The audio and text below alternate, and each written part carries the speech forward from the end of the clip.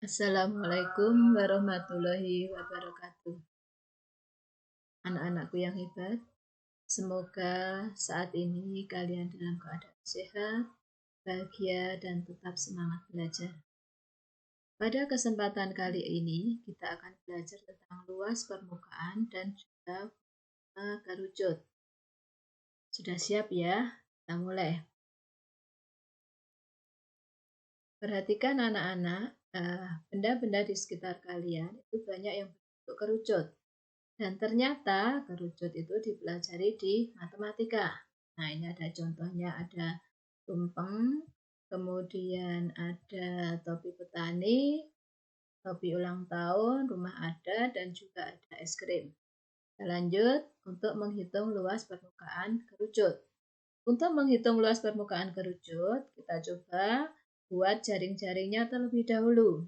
Jadi perhatikan gambar ini, dari kerucut TAB ini, saya potong berdasarkan garis pelukis TA, kemudian kita potong juga sekeliling lingkaran alas ini, kita rebahkan, ini lingkaran alasnya, berjari-jari R, kemudian garis pelukis TA ini kita rebah ke sana, ke kanan, sampai di A aksen, ya mestinya sampai A lagi, supaya beda saya beri nama ini A aksen.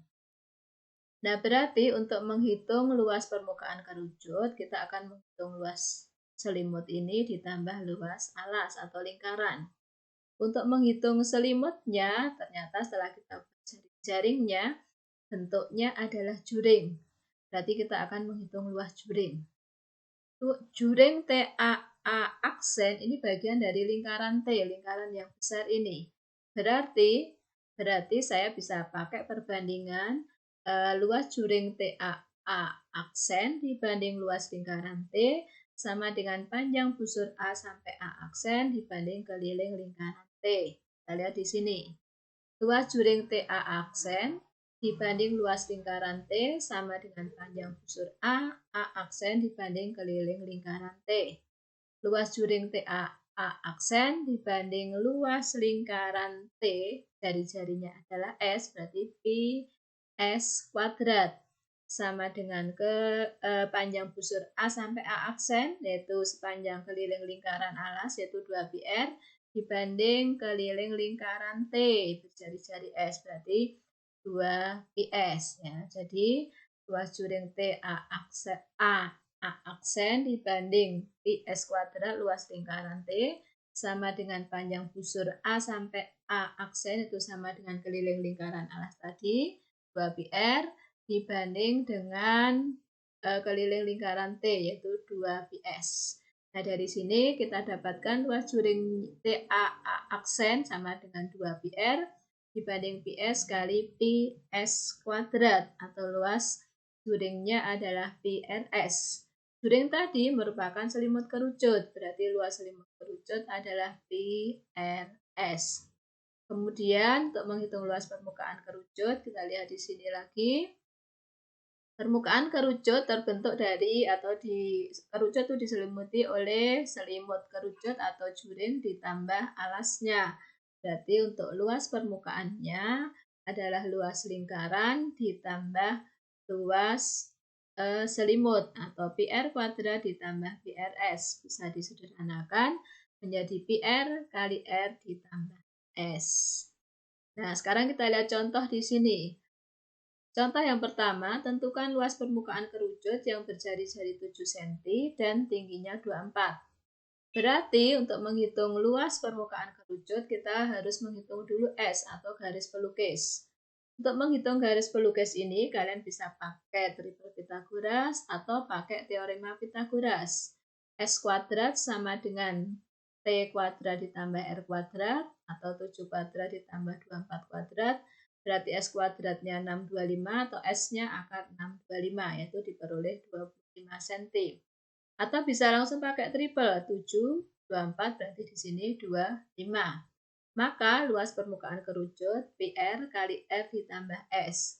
22 per 7 kali 7 kali 7 ditambah 25. Diperoleh 704 cm persegi. Kita lihat contoh yang kedua. Tempat es krim berbentuk kerucut dengan diameter 10 dan tinggi 12. Tentukan luas kemasan es krim. Nah, untuk menghitung luas kemasan es krim, berarti yang kita hitung hanya selimutnya saja. Kenapa? Karena es krim itu berlubang, untuk tempatnya itu harus berlubang. Ya. Jadi alasnya tidak termasuk ya, kita hanya menghitung luas selimutnya saja. Seperti tadi, ini R-nya 5, kemudian T-nya 12, berarti S-nya bisa kita cari pakai triple atau pakai rumus Pythagoras. S-nya ketemu berapa? 13 cm. Berarti luas kemasan es krim PRS 3,14 kali 5 kali 13. 204,1 cm persegi. Lanjut, kita akan menghitung volume kerucut. Untuk menghitung volume kerucut, kalian bisa melakukan aktivitas berikut. Siapkan selembar karton, kemudian dengan beras atau tepung atau yang lain secukupnya ya. Kemudian kita buat kerucut dan tabung menggunakan karton tersebut dengan ketentuan diameter kerucut sama dengan diameter tabung, tinggi kerucut sama dengan tinggi tabung. Kemudian setelah dibuat, masukkan beras ke dalam kerucut sampai penuh, tuangkan di tabung, kemudian lakukan lagi sampai beberapa kali, sampai penuh. Nah, ternyata ya, aktivitas yang telah dilakukan tadi, itu tabung bisa terisi penuh oleh beras dari kerucut tadi sebanyak 3 kali pengisian. Berarti volume tabung sama dengan 3 kali volume kerucut. Atau volume kerucut sepertiga dari volume tabung. Atau sepertiga PR kuadrat kali T. Jadi volume kerucut dirumuskan sepertiga PR kuadrat kali T dengan R jari-jari dan T tinggi kerucut. Kita lihat contoh di sini, tentukan volume kerucut berjari-jari 10 dan tinggi berjari-jari 10 tingginya 24. Ini soal yang gampang, ya volume kerucut sepertiga PR kuadrat kali T, karena R-nya 10 kita pakai Pi 3,14, sepertiga kali 3,14 kali 10 kali 10 kali 24. Jadi bagi 3, 1, sana masih 8. Jadi hasilnya 2512 cm3. Contoh yang kedua, Ibu membuat nasi tumpeng berbentuk kerucut dengan jari-jari 14 cm dan tinggi 48. Berapa volume nasi tumpeng yang dibuat Ibu?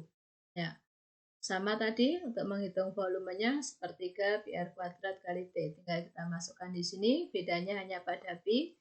Karena jari-jarinya 14, kita pakai Pi 22/7. Jadi diperoleh volumenya sepertiga kali 22/7 kali 14 kali 14 kali 48.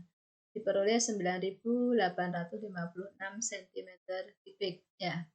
Demikian anak-anak untuk pertemuan hari ini, semoga bisa membantu kalian belajar, semoga bisa bermanfaat bagi kalian, tetap semangat belajar. Terima kasih. Wassalamualaikum warahmatullahi wabarakatuh.